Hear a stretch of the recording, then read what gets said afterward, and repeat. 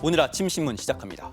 최근 영남 지역을 휩쓴 괴물 산불의 원인이 성묘객의 실화로 밝혀진 가운데 대규모 인명피해로 이어질 수 있는 방화와 실화 범죄에 대한 실제 처벌 수위가 솜방망이 수준에 그치는 것으로 나타났습니다.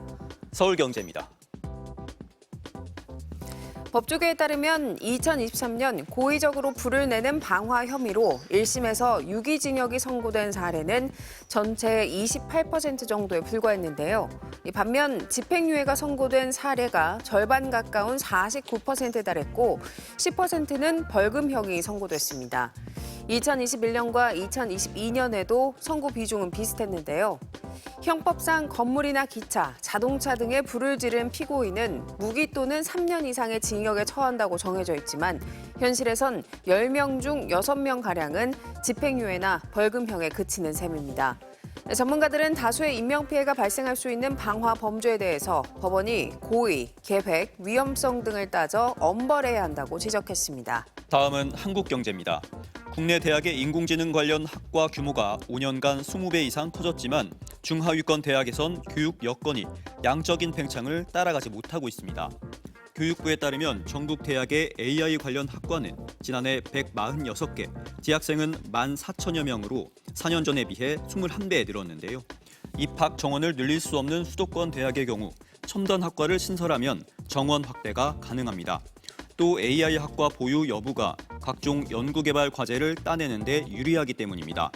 이에 중하위권 대학들은 기존 학과들을 통폐합해 정원을 우선 확보한 뒤 소속 교수에게 AI 과목을 무작정 가르치도록 하고 있는데요.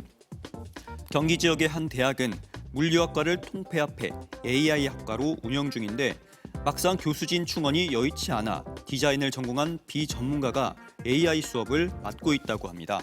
전문가들은 관련 학과만 늘린다고 AI 인재가 양성되는 건 아니라면서 기존 학과 학생들이 자신의 분야와 AI를 창의적으로 연결하도록 하는 게 해법이 될 수 있다고 강조했습니다.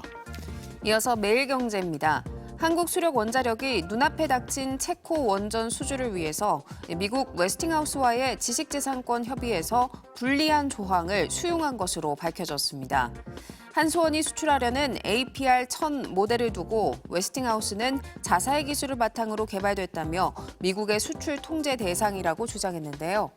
한수원은 독자 기술로 개발했다고 맞섰지만 정부는 체코 원전 수주 최종 계약을 앞두고 올해 1월에 관련 업무 협약을 통해 분쟁을 최종 타결했습니다. 하지만 해당 협약에서 한수원은 웨스팅하우스의 프로젝트당 8억 달러의 일감 보장과 지식재산권 사용료 1억 5천만 달러를 지급하기로 약속했는데요. 사실상 웨스팅하우스의 지식재산권을 인정하면서 원전 기술에 대한 주권을 스스로 내려놨다는 평가를 받는다고 신문은 전했습니다. 다음은 중앙일보입니다. 전국 합계 출산율 상위 5개 지역 모두 아기들이 몇 년 안에 다른 지역으로 빠져나가고 있다는 기사입니다. 지난해까지 6년 연속 합계 출산율 전국 1위를 달성했던 전남 영광군의 2019년 인구수는 5년 만에 36% 감소했는데요. 장성군도 같은 기간 37% 빠졌습니다. 아이의 부모가 일자리가 부족해져서 광주 같은 대도시로 떠나는 경우가 있었고요. 타 지역에 살다가 현금성 출산 지원을 받기 위해 일시적으로 전입한 뒤 의무 거주 기간이 끝나는 대로 나가는 가족도 많다는데요.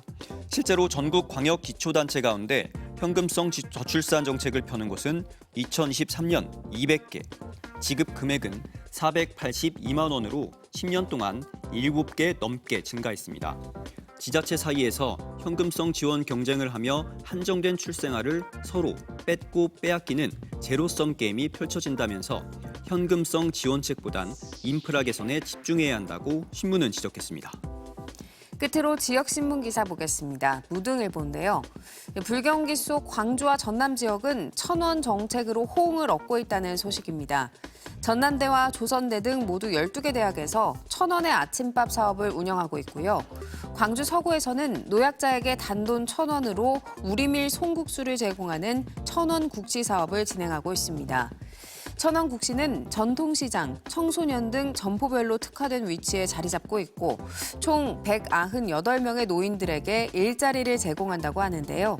또 강진군과 전남도에선 각각 천원 택시와 천원 여객선을 운영하고요.